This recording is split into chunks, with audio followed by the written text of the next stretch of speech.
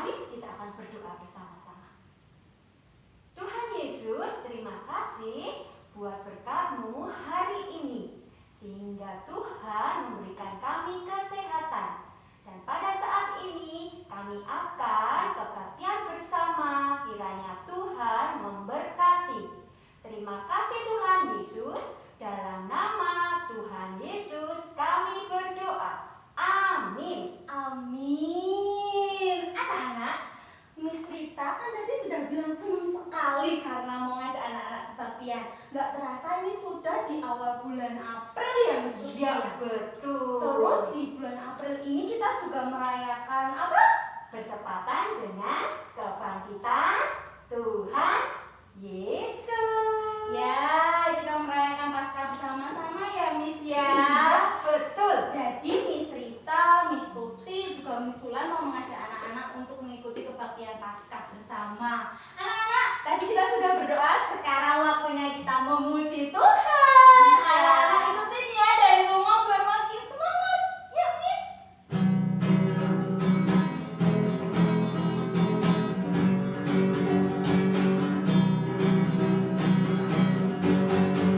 Dia salib, dia mati, dikubur, tapi bangkit di hari ketiga. Dia disalib, dia mati, dikubur, tapi bangkit di hari ketiga. Yesus bangkit, bangkit dan menang, menang atas maut, maut dikalahkan. Yesus bangkit, bangkit dan menang, menang atas maut, maut dikalahkan. Sebab Yesus berkuasa, maut tak berdaya. Sebab Yesus berkuasa, maut tak berdaya. Dia bangkit dan menang. Dia disalib, dia mati, dikubur, tapi bangkit di hari ketiga. Dia disalib, dia mati, dikubur, tapi bangkit di hari ketiga. Yesus bangkit, bangkit dan menang, menang atas maut, maut dikalahkan. Yesus bangkit, bangkit dan menang, menang atas maut, maut dikalahkan. Sebab Yesus berkuasa, maut tak berdaya.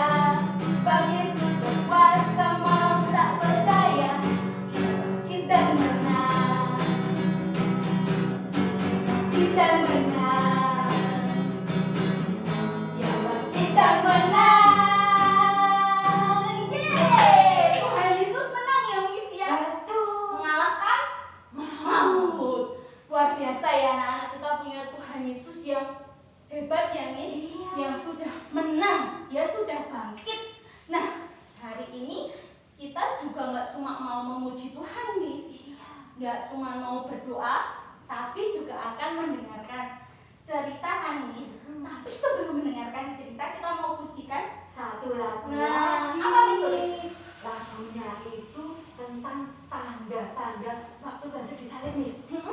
Apa itu ya? Tuh, tanda paku dan tanda tombak, Miss. Oh, Miss Rita tahu. Pasti anak-anak bisa itu Miss. Iya. Ikutin lagi ya Miss. Oke. Oke anak-anak, kita nyanyi lagi.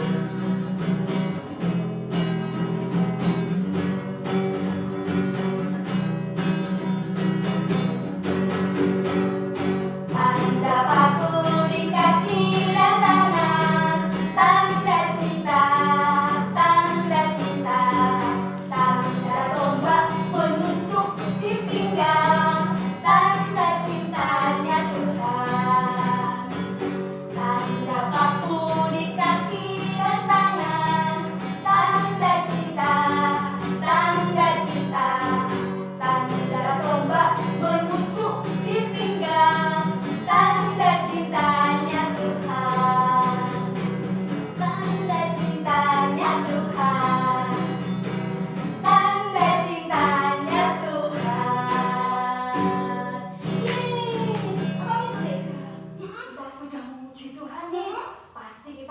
semuanya senang dan gembira. Iya pasti Miss. Sekarang Miss, tiba saatnya apa ya? Buat mendengarkan cerita. Ya. Anak-anak. Siapa Miss yang bercerita Miss? Nah, kita mau panggil ya anak-anak. Siapa yang akan mendengarkan cerita? Ya Miss. Siapa ya? Siapa ini? Ada yang tahu anak-anak? Ternyata Miss Putri. Nah anak-anak, hari ini Miss Putri mau bercerita loh buat anak-anak. Anak-anak siap mendengarkan ya? Miss Putri mau cerita? Sudah Ya, siap? Miss, siap. Ya, Miss Putri sudah siap. Kita duduk manis ya Miss ya. Oke, kita juga mau mendengarkan cerita kan Miss? Kita mau duduk manis ya Miss. Siap Miss. Oke. Duduk ya Miss, duduk Oke ya. kita mendengarkan cerita, kita mau berdoa dulu. Anak-anak duduk yang manis, ambil posisi yang nyaman. Kita mau berdoa. Lipat tangan, tutup mata, tunduk kepala. Kita berdoa. Tuhan Yesus, terima kasih karena kasih Tuhan besar untuk kami. Tuhan, kami mau mendengarkan firman-Mu. Berkati setiap kami, jadikan kami pelaku kebenaran firman Tuhan. Biarlah Tuhan yang berbicara kepada kami. Dalam nama Tuhan Yesus kami berdoa. Haleluya. Amin. Nah anak-anak, kemarin anak-anak kan sudah melihat video ketika Tuhan Yesus di Taman Getsemani. Anak-anak mau tahu kelanjutan ceritanya? Miss Putri mau cerita untuk anak-anak. Jadi ketika itu Tuhan Yesus sudah selesai berdoa di Taman Getsemani, ternyata datang pasukan prajurit. Dia menangkap Tuhan Yesus. Mau dibawa kemana ya Tuhan Yesus ini? Ternyata Tuhan Yesus ini dia dibawa kepada para tua-tua dan para imam-imam. Loh, kenapa Miss kok Tuhan Yesus ditangkap? Karena mereka tidak suka kepada Tuhan Yesus. Karena Tuhan Yesus suka menceritakan firman Tuhan. Jadi ketika Tuhan Yesus ditangkap, dia dibawa kepada imam-imam dan ahli Farisi. Di situ Tuhan Yesus disidang. Ditanyai oleh tua-tua ini, bukannya kamu Mesias? Tapi Tuhan Yesus tidak menjawab. Tuhan Yesus hanya diam. Kemudian para tua-tua ini dia menolak kepada Tuhan Yesus. Dia mengaku Mesias, tapi Tuhan Yesus tidak menjawab. Dia diam saja. Kemudian para tua-tua ini dia membawa Tuhan Yesus kepada Bapak Pontius Pilatus. Disidang, dia pindah tempat. Tuhan Yesus dibawa ke hadapan Pontius Pilatus, dan di situ Bapak Pontius Pilatus ini bertanya, apakah salah orang ini? Kenapa dibawa ke sini? Dan semua orang tua ini menjawab, dia menghujat Allah, dia harus dihukum. Padahal ketika Bapak Pilatus ini menyelidiki Tuhan Yesus tidak ditemukan salahnya. Tapi mereka tetap ngotot bahwa Tuhan Yesus harus dihukum, harus disalibkan. Akhirnya kemudian Bapak Pilatus ini bertanya, dari mana dia? Ternyata Tuhan Yesus ini dia menceritakan firman dari Yudea dan sampai di Galilea. Akhirnya di situ Bapak Pontius Pilatus ini mengatakan bahwa Yesus ini kepada Herodes. Wah, akhirnya Yesus ini dibawa kepada Herodes. Wah, Herodes senang. Dari dulu kan tidak suka sama Tuhan Yesus. Ketika Tuhan Yesus datang, si Herodes ini berkata, katanya kamu Tuhan, cepat lakukan mujizat. Tapi Tuhan Yesus hanya diam. Tuhan Yesus tidak berkata-kata. Buktikan kalau kamu bisa melakukan banyak mujizat. Katanya kamu bisa menyembuhkan. Tuhan Yesus tetap diam. Dia tidak berkata. Kemudian Bapak Herodes ini dia mengolok-olok Tuhan Yesus. Katanya kamu Tuhan, tapi kamu tidak bisa berbuat apa-apa. Akhirnya Bapak Herodes ini menyuruh pasukannya untuk mengolok-olok Yesus dan dipukul. Tuhan Yesus mukanya ditutup pakai kain, dipukul. Kemudian prajuritnya berkata, coba tebak siapa yang memukulmu? Tapi Tuhan Yesus tidak menjawab. Tuhan Yesus tetap diam saja. Akhirnya Bapak Herodes ini menyuruh kembali Tuhan Yesus dibawa lagi kepada Bapak Pontius Pilatus. Kemudian Bapak Pilatus ini mengumpulkan orang banyak dan tua-tua. Loh, untuk apa orang ini dibawa lagi? Orang banyak mengatakan dia harus dihukum. Tapi Bapak Pontius ini mengatakan, tapi orang ini tidak bersalah. Yesus tidak melakukan kesalahan. Aku sudah memeriksanya dan Herodes pun sudah memeriksa, tidak ada kesalahan. Dan orang-orang ini mereka mengucapkan saksi-saksi palsu yang dia menuduh Tuhan Yesus. Akhirnya di situ Bapak Pontius Pilatus mengumpulkan semua orang banyak, karena di situ setiap hari raya akan ada satu orang yang dibebaskan. Jadi Tuhan Yesus itu di situ bersama dengan salah satu penjahat. Tuhan Yesus dan salah satu penjahat, dia bernama Barabas. Kemudian Bapak Pontius Pilatus ini berkata kepada orang banyak, siapakah yang harus aku bebaskan? Orang banyak itu mengatakan Barabas harus bebas. Dan kemudian apa yang harus aku lakukan kepada Yesus ini? Bapak Pontius berkata, dan orang banyak berkata, dia harus mati, dia harus disalibkan. Dan kemudian Bapak Pontius mengatakan, tapi orang ini tidak bersalah, dia orang benar, tidak ada salah. Tapi orang yang banyak di situ dia tidak mau tahu. Dia tetap berteriak, dia harus mati, dia harus disalibkan. Akhirnya Bapak Pontius Pilatus ini dia mengambil air, mencuci tangan. Itu tandanya dia berserah bahwa dia tidak ikut menanggung darah orang yang tidak bersalah. Akhirnya orang banyak itu mengatakan, ya kami yang akan menanggung dosanya dan keturunan kami akan menanggungnya. Kemudian setelah itu Tuhan Yesus ini diolah oleh orang banyak. Dia diludahi, dia dipukul, dia dicambuk, dia disiksa. Dan di situ Tuhan Yesus sangat menderita sekali. Kasihan anak-anak, dia dipakaikan mahkota duri, dia dipakaikan jubah. Tuhan Yesus badannya penuh luka, berdarah semua anak-anak. Dia berkorban untuk kita semua.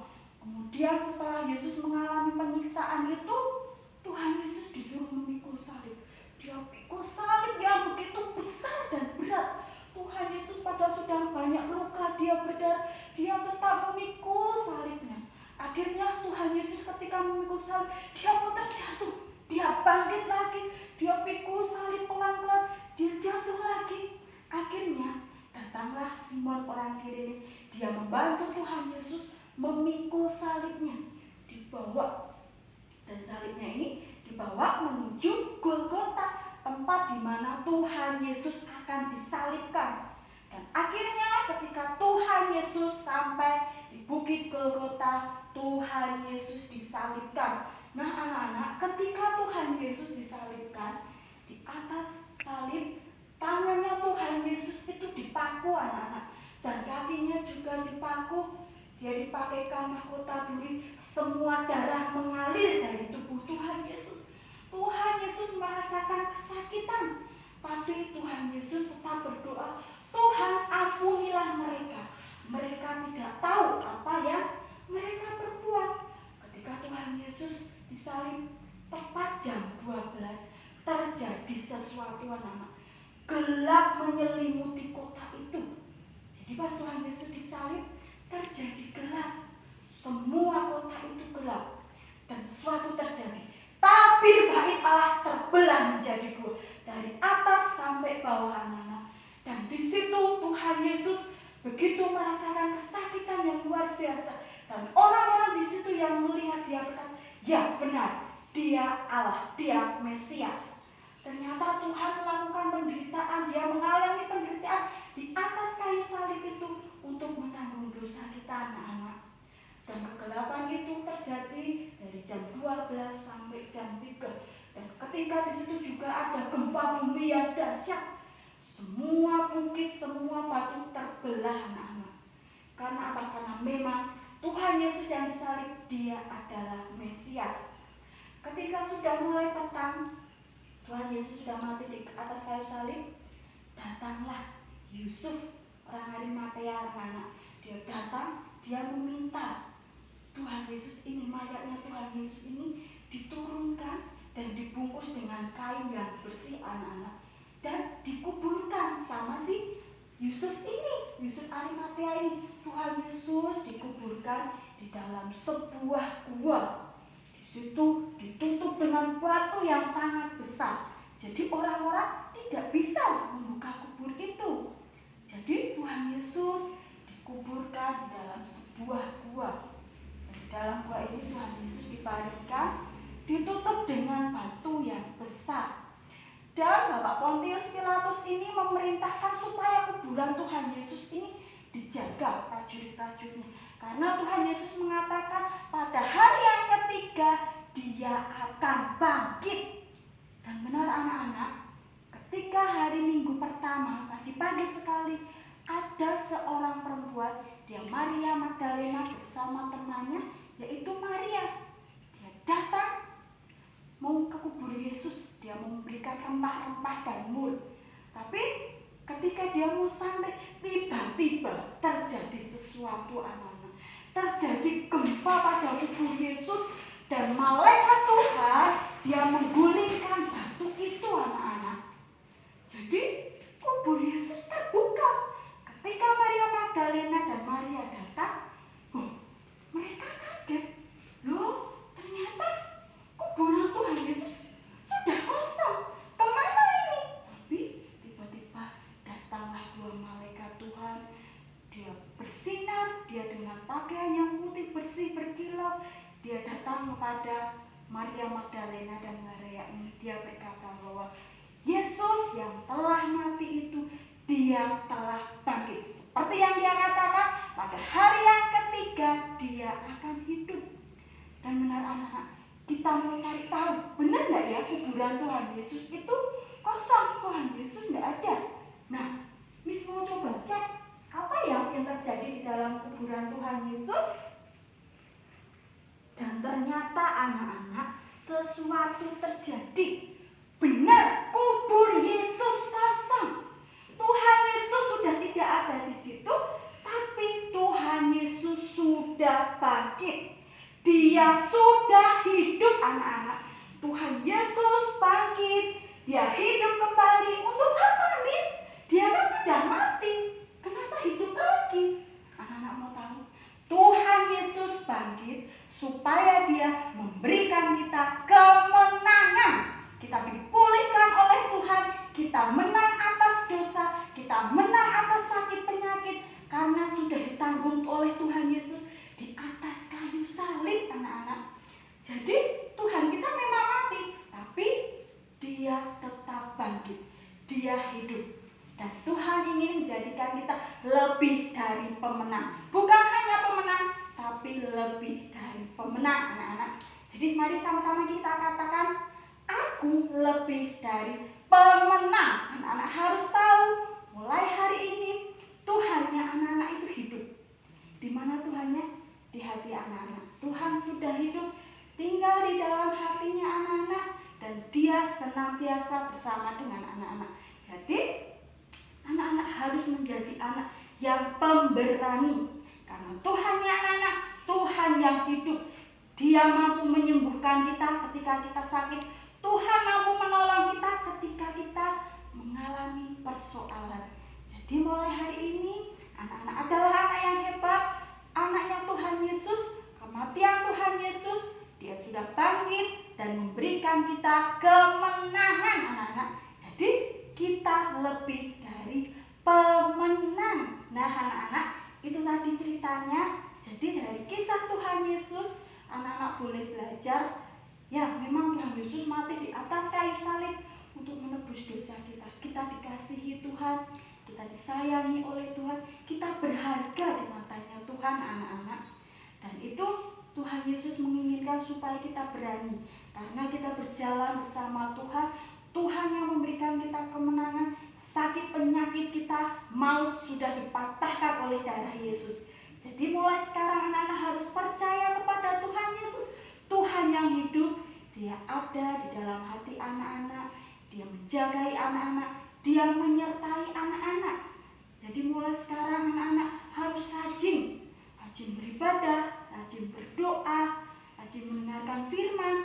Karena Tuhan yang anak-anak sembah adalah Tuhan yang hidup, ada di dalam hati anak-anak dan memberikan anak-anak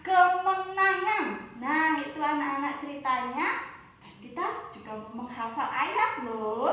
Nanti anak-anak pelan-pelan hafalkan supaya anak-anak hafal ya. Ayatnya diambil dari Ayub 12 ayat 16a. Ayub 12 ayat 16a. Bunyinya, pada Dialah kuasa dan kemenangan. Miss ulangi sekali lagi ya. Pada Dialah kuasa dan kemenangan. Iya anak-anak, di dalam Tuhan ada kemenangan. Tuhan punya kuasa bisa melakukan segala hal di dalam kehidupan anak-anak. Nah anak-anak, kita akan menutup cerita ini dengan berdoa. Anak lipat tangan, tutup mata, tunduk kepala, kita berdoa.